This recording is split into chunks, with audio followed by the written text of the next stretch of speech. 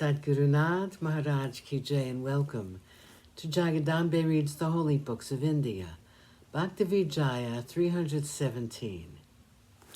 As you may remember, the king was on his way to see Lord Krishna, who heard the Brahman's plaintive plea for help. And with this, the holder of the Sharanga bow said to Rukmini, "The king of Vidyanagara is hastening here on his way to see us. Pandari in reality excels all that the city of Dwarka was. We must show this to the king in the twinkling of an eye, and thus remove his doubts. If we do not do this, the Brahman will be punished. He will then take his own life. Our reputation will suffer loss, and the saints and good people will laugh at us."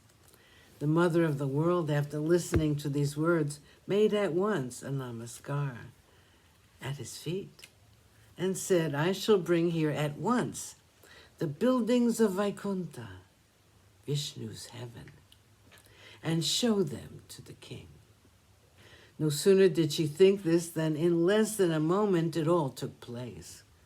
And by so doing, the life of the world, expert in the use of Maya, magnified the glory of his Bhakta.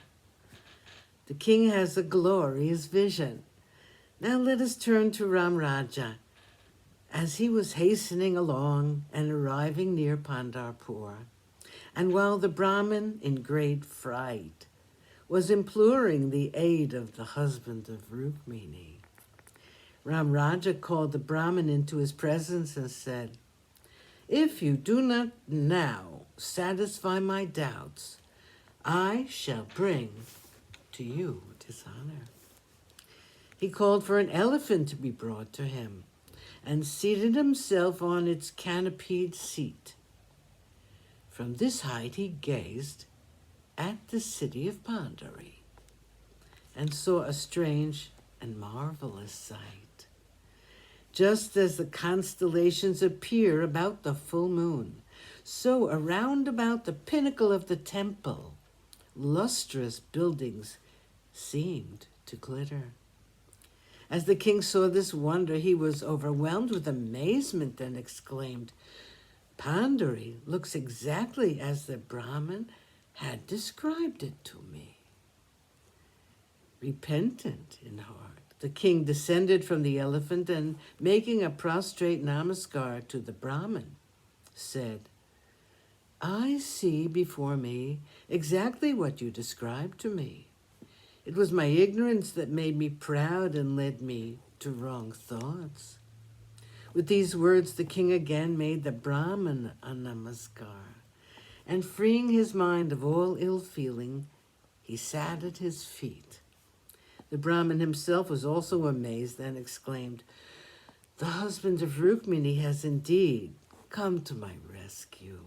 The three worlds could not contain his joy, and with love he sang his praise. Chief among bhaktas, and their head jewel was Pundalik, he sang, and Chakrapani, holder of the disc, Krishna, came from Dwarka to see him.